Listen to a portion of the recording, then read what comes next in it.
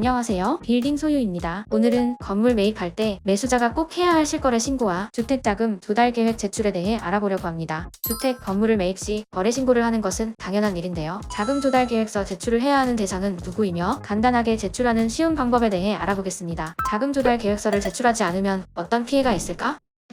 매수자는 부동산 거래 신고 관련 법령에 따라 계약일로부터 30일 이내 실거래 신고와 자금 조달 계획서를 제출해야 하는 대상이라면 실거래 신고와 함께 제출하는 것이 의무입니다. 신고가 늦어질 경우 과태료만 최대 500만 원이니까 신고 날짜를 꼭 지켜주세요.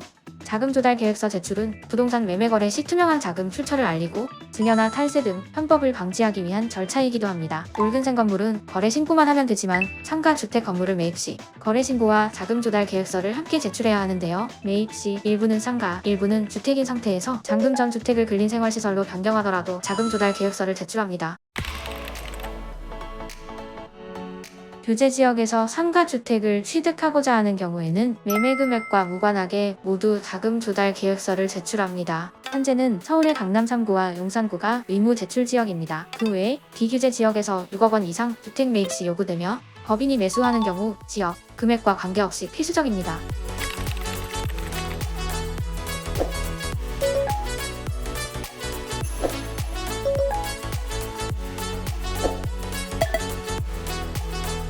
관련 서류는 지자체 홈페이지에서 다운받아 작성하시면 되는데 매수인 인적사항, 자기자금, 대출금을 포함한 매매가 총액을 작성하시면 됩니다. 예로 30억 원의 상가주택을 매입한 매수자가 준비해야 하는 자금 조달 계획서에 필요한 자료를 설명드리겠습니다. 30억의 10%에 해당하는 3억이 계약금이고 여기에서 현금이 1억, 법인에서 송금한 2억. 이런 경우 자금 조달 계획서는 체크된 부분에 기입하시고 제출 서류는 예금 2억은 통장사본, 현금 1억은 현금 영수증과 수표 사진으로 증명하시면 됩니다. 이때 유의할 점은 반드시 송금한 2억 원에 대해 법인 계좌, 법인명, 송금 내역이 잘 보이도록 제출합니다. 두 번째는 은행 대출 서류는 잔금 때 실행되므로 미제출 사유서를 작성 및 첨부해주시고 기존 임차인 임대차 계약서를 추가 첨부해주시면 됩니다. 임대차 계약서에 보증금 1억은 자금에 포함됩니다. 여기서 부동산 매매 금액 총액 30억과 현금 자금, 대출금의 합계는 30억으로 동일해야 합니다. 상황에 따라 각자에게 요구되는 자료는 다르기 때문에 본인의 자금 조달 계획에 따른 법인 또는 개인 서류를 제출하면 됩니다.